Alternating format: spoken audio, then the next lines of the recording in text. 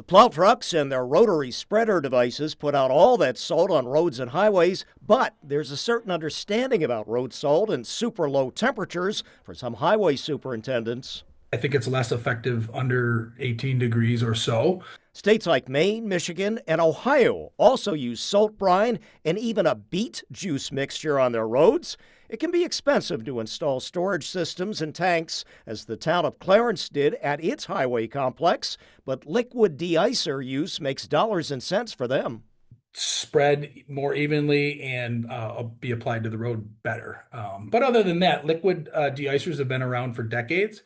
It's just a matter of getting people to buy into them. The job of Joe Cashin at Innovative Surface Solutions, which even uses molasses in its pre-treated salt and de-icer mixes, which might be sprayed on the salt in the barns or actually in pre-treatment go directly on roads in specially equipped trucks. It's a proactive approach where you go out before a storm starts.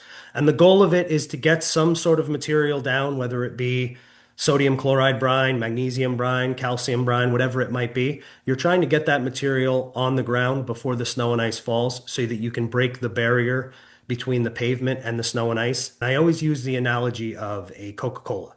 If you take a Coca-Cola and you put it in the freezer, that Coca-Cola will not freeze solid. It will stay as a slushie. And that's because it has a high sugar content. So the reason we put some of these organic elements into our materials is to introduce sugars. And what it's going to do is it's going to help resist refreeze longer, which allows the plows of the truck to get and clear the road before it becomes hard pack, where you have no choice but to just put down material and try to melt it. We're learning tonight that 7 people were taken to local hospitals after a major crash on the thruway yesterday. We're also learning around 60 cars were involved. Officials say it is remarkable that no one died. Just before 1 o'clock yesterday afternoon, the Fredonia Fire Department was alerted to a massive multi-vehicle crash on Interstate 90 westbound. These images from the scene show some of the damage. The backup and accident span, we're told, was more than 6 miles. Fire Chief Joshua Myers says the crash happened as weather and road conditions deteriorated. Some first responders were on foot going from car to car through near whiteout conditions to help. Multiple agencies responding to the scene. The system worked exactly as it's designed to do. Responders operated in extreme, challenging conditions, prioritizing life safety, triage, and scene stabilization. Traffic was shut down for an extended period of time to allow crews to work safely and ensure patients could be assessed and removed efficiently. Chief Myers says another challenge in terms of responding was vehicles stopped on the shoulders of the thruway. It slowed access for emergency crews trying to reach the scenes. State police also telling us officers issued tickets for unsafe speed, following too closely, and unsafe lane changes in this 6-mile stretch that was shut down yesterday. And Chief Myers making it clear this accident is still under investigation. On your side in Fredonia, Courtney Courtwright, Channel 2 News. We are looking at the building. Right now, Emsley Street is closed mid-block, and the sidewalks on both sides are covered with ice. Nearly a week after the 4-alarm fire ripped through the former St. Anne's school, Mayor Ryan is reiterating that he doesn't want this to become a city problem. This is the private owner's responsibility. I don't want city taxpayers shelling out upward close to $1 million to knock down a privately owned building. And he has a simple message for the owner. You have to come fix your building. It's owned by you. You have resources. Immediately after the fire, the city believed that they would have to demolish the former school. We took a beat on this once the engineers determined that it was stable, that we didn't have to proceed with the emergency demolition. Now we're trying to hold the owners accountable to clean up the building that they are.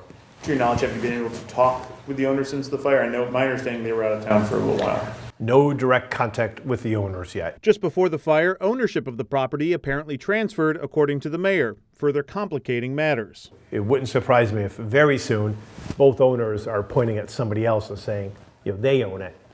Because there's a problem associated with it. While the damage from the fire was devastating for the former school, there's renewed concern for the church itself. The church itself is also in bad shape, and that same owner has not been keeping up with the church. You see some of the steeple, you can see right through. Mayor Ryan says that the city continues to monitor the property, and Buffalo Fire continues its investigation. And Mayor Ryan says for now, the area is safe. We are ensuring the public safety by fencing off the area around St. Anne's, but we are not going to take this on as a public expense until we've exhausted every other avenue.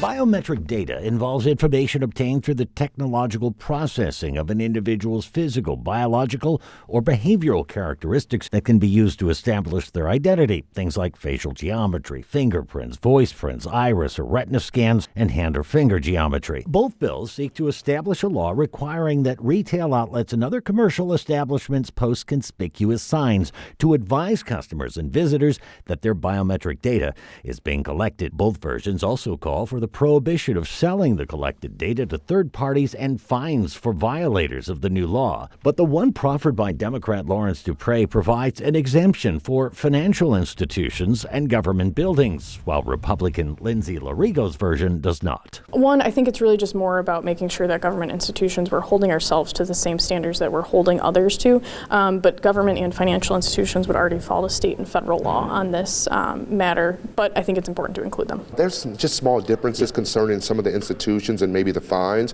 but me and Lindsay have already started talking because we feel this is a bipartisan problem. We both don't think it's okay for a store to just do it without our notice. We're not saying you shouldn't do it, that's the store prerogative. However, both indicated the county executive may desire to take things even further by possibly proposing a local law to ban the practice altogether. I have had those discussions to start with the county executive, and we're just talking now. Personally, I am not on board with that. I don't think it's really feasible. I think when you start telling companies what they can and can't do to prevent theft or security purposes, I think that's a sticky situation. But I don't have any real particulars on that. So for me, I kind of save my judgment until I see something written down or have a more substantive conversation. I visited all our schools, all 60 schools. And anytime I go to a school, the first question I will ask, how many students are here today? Most of the time will be 10, 20% student being absent. BPS Superintendent Dr. Pascal Mubenga says the issue of absenteeism isn't unique to Buffalo, but it has remained a thorn in their side for longer than he'd like. The district is addressing transportation challenges and working with families to encourage their kids to go to school, but he also believes incentives can help. All kids are different, and all parents are different. And we have to think about, especially students in the urban district, students of colors. They are motivated differently than some of the students in suburban area.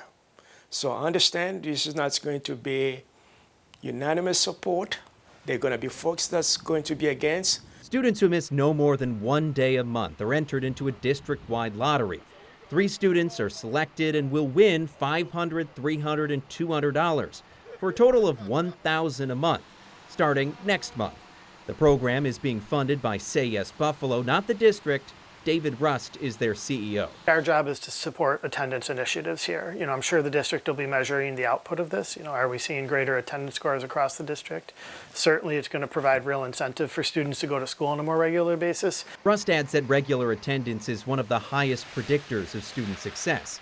Wilson Vasquez, the father of 2 City Honors students, 8 years, never late, never tardy, never absent, and a perfect attendance holder himself, says he sees the benefit of the program, but he and other parents also told me it will remain on the student and parents to get their kids to class. It's not just good for getting the money, but it gives them a goal to go for. And I cannot wait the first week of February to go to the school, deliver those checks. We will only assist ICE with individuals we know in this county with a criminal nexus. Under a new policy, ICE detainees will no longer be accepted at the Niagara County Jail in Lockport unless there is a direct criminal charge and a signed judicial warrant. We're in the criminal law enforcement business at the Sheriff's Office, and I think we can still strike a balance working with our federal immigration partners if we stay in that lane. Speaking in county legislator chambers, Niagara County Sheriff Michael Filicetti acknowledged the change, but it's not just about policy. This is a big wall of serious legal concerns, some with the potential to virtually bankrupt the county. Immigration attorney Roxana Bacon said that the previous policy violated New York law, which bars local law enforcement, including county sheriffs, from making civil immigration arrests or detentions. And an area teacher applauded the decision, telling the story of one of her students during an ICE arrest in February 2025. A pistol smashed through the driver's side window. Daisy's father and uncle were dragged out through broken glass. They were here legally, with the right paperwork, no criminal record. They were released on bond. Sheriff Felicetti said the warrant program serving immigration papers to anyone already in custody will remain in place. On your side, Alyssa Clausel, Channel 2 News. Put the knife down. Buffalo Police. Buffalo Police body cam footage from September. It was a tense situation in the Donovan Drive apartments in Buffalo.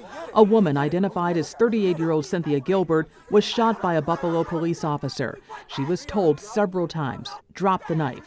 Keep in mind, police were called to respond to a woman with a knife. She allegedly lunged at a group of people and a man was stabbed. Maston District Councilwoman Zanetta Everhard saw the video and met with police brass.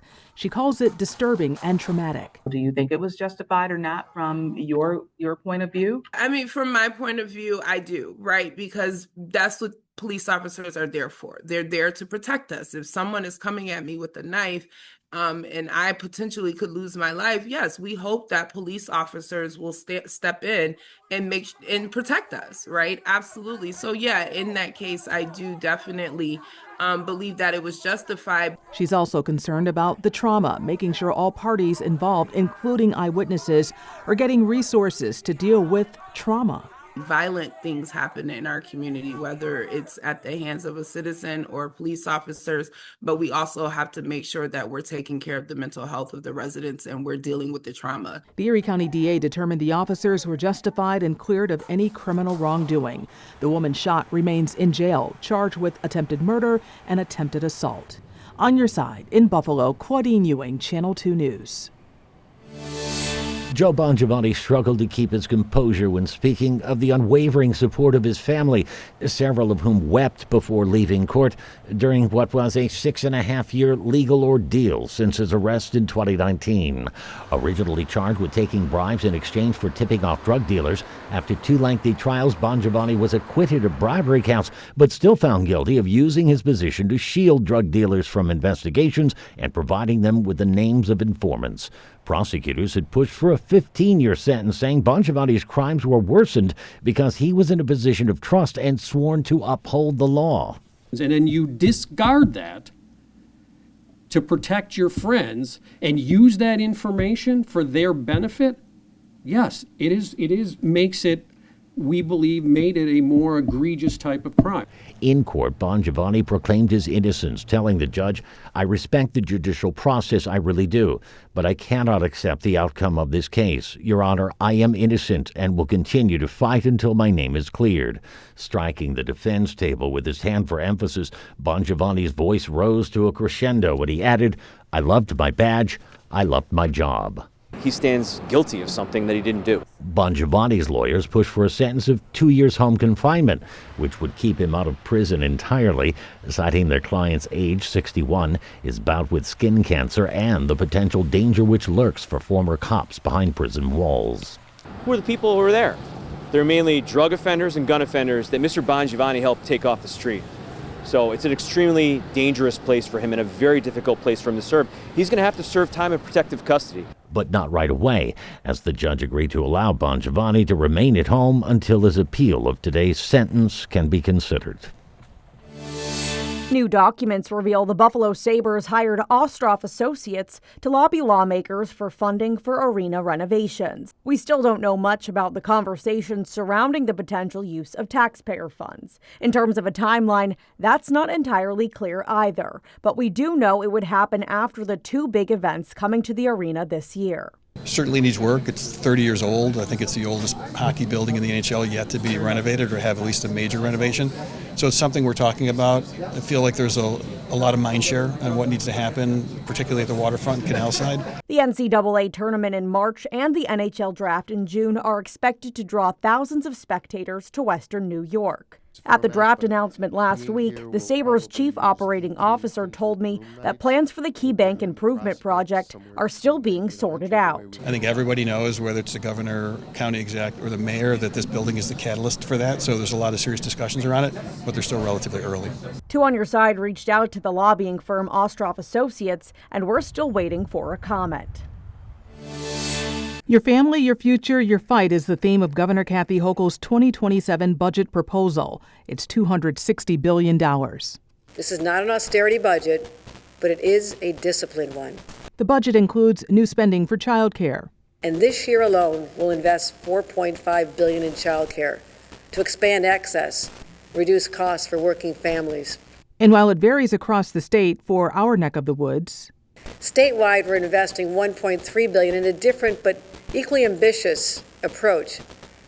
First, we'll make universal pre-K available to every single 4-year-old by 2028. Medicaid will increase. The reason? The state says it has to make up for federal cuts. And when it comes to the environment, this year I've decided to go much bigger, extending our commitment with a new $3.75 billion 5-year investment in clean water infrastructure.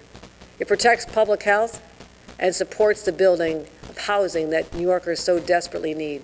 The state budget director also chimed in, saying mid-year revenues are up. And this. We're doing this without raising taxes. On Your Side in Buffalo, Claudine Ewing, Channel 2 News. In the last week, we've collected about 290 units of blood. In the same time last year, it was more than 250 more than that. So we are down hundreds of units of blood. That blood is vital and needed right here in Western New York. It has to come from donors. And when we don't have places for donors to go, we don't get the donations in that we need to get to local hospitals. Thankfully, Connect Life had a huge December. People really stepped up thanks to the Savers ticket promotion. It brought in more donors than they've seen in a month in years. It was fantastic, but give that a couple weeks and we run through that, especially O negative. O negative is constantly needed. Every time you guys, for instance, do a story on a car crash, you think about that.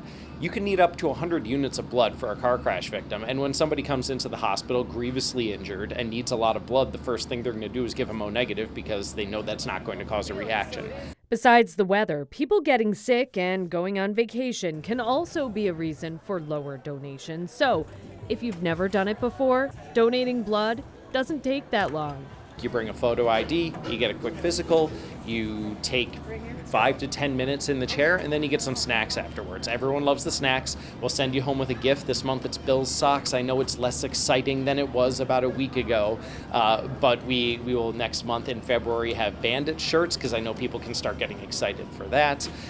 You get donor rewards points you can spend in the store on gift cards, on swag.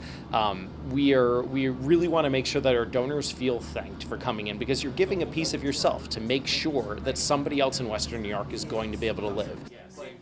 Breaking news first for the former longtime treasurer of the city of Dunkirk has been indicted on public corruption and theft charges. Within the last half hour, State Controller Thomas DiNapoli and Chautauqua County District Attorney Jason Schmidt announced the arrest and indictment of Mark Woods. He is facing several charges, including public corruption, grand larceny, and falsifying records. Investigators say that Woods stole more than $120,000 in city cash payments between 2022 and early 2025, then allegedly covered it up by manipulating city records. This alleged scheme came to light after the Dunkirk School District notified irregular tax payments and alerted city officials. Woods served as treasurer for more than 25 years. Again, this is a developing, breaking news story. We will continue to bring you the latest updates on air and online at WGRZ.com. Before the storm, the airfield operations manager at the Buffalo Niagara International Airport says they're getting ready. And the maintenance building, as you can see behind me, is starting our maintenance on our equipment. And yes, there is plenty of salt. We are also ordering additional chemicals, sand, salt, and potassium acetate to make sure we are ready when the snow falls to keep this runway and the airport open. De-icing plays a critical role. We want to make sure we touch all those critical surfaces on board or the aircraft, all the flight mechanics to make sure that that aircraft is able to operate safely. Talk to me about the de-icing process when it comes to planes. When we have really heavy weather, one of the key components is making sure aircraft are de-iced quickly and then they are able to depart quickly. If they don't do that, you're going to see a lot of delays because they have to continually come back and get de-iced. De-icing, even level 4 de-ice fluid, is only good for about 15 to 20 minutes after it's applied to the aircraft. And when it comes to the runway, we always apply grit, which is a 2N sand. We use that, and with our brooms, we are typically able to peel it up. In the event we're not, we apply potassium acetate or sodium formate, which is a solid de-icer, to help us get that chemical up and get the ice away from the runway, resulting in some dry pavement. Buffalo expects some delays as a result of flights coming and going to affected areas. If your destination is in the realm of this storm, I would check with your airline and make sure you are on top of that, because it could have some significant impacts both for your flight as well as your time at that destination. You start getting wind chills in the double digits below zero. That's when you have to start thinking school might be canceled. Niagara Falls City School Superintendent Mark Laurie goes with a wind chill of 15 to 20 below as a guide. He coordinates with other superintendents to see what they're thinking and whether they're all on the same page. Laurie says when it comes to snow, they take into consideration the amount and road conditions and whether sidewalks and bus stops are plowed. They don't want kids walking in the street, and they try to make any decisions about closing schools earlier rather than later so people can plan. In Niagara Falls, childcare is a big issue. So can't promise this as a hard and fast rule, but we like to make that notification no later than 8 p.m. the night before. Can't absolutely guarantee it, but it's something we like to do. We try to have our call at 5, decide do we need another call at 7, but by that time we're going to make the decision so that notification, childcare issues, work coordination happens. And that's important because they have staff who come in at 5 in the morning to make food and plow drivers who come in to clear the sidewalks and parking lots. And if there's no school, they need to know so they can plan their day too. Niagara Falls does have 1 snow day left to use before taking back designated vacation days. On your side, Kelly Dudzik, Channel 2 News. Any of us working, shoveling, or just walking or standing around for 20 minutes or so in these frigid conditions could find ourselves suffering from frostbite, which actually has to be treated as a form of burns to the skin with discoloration of the skin and other symptoms like tingling and numbness of extremities. Some patients come in with minor symptoms where they have what we would call more like a frost nip with just changes where you get a little bit of swelling in the fingers, a little bit of redness. But the patients we're typically seeing have severe burns essentially caused by this freezing of the tissues. Sometimes they develop severe blisters. Sometimes the tissue actually ends up dying off and they require a much higher level of care in our burn unit. That's right, the burn unit, where there may also be more specialists and even surgeons. We do try to do everything we can to salvage the tissue first, but there are cases like we saw during our terrible Christmas blizzard many years ago now, where we saw patients coming in with such severe damage that they do sometimes require amputation. There are susceptible areas of the body for frostbite. We see a lot of people actually come in with frostbite of their ears because they're not wearing a hat or headband. We see the tip of the nose, which is really sad when you see that kind of discoloration and that severe pain patients feel. Hands obviously with gloves, and then even if you have boots on, just making sure your socks aren't wet, that you're continuously changing them out. Again, they saw many frostbite cases during the Christmas weekend blizzard of 2022, where some people were exposed to that extreme cold, and there's the separate condition of hypothermia, where the body loses heat with extreme shivering, confusion, and fatigue. AMR paramedics are also prepared for patients. We carry hot packs on the ambulance. You can have, warm IV fluids, and then obviously you'll have plenty of blankets and everything like that to slowly, warm up your patients.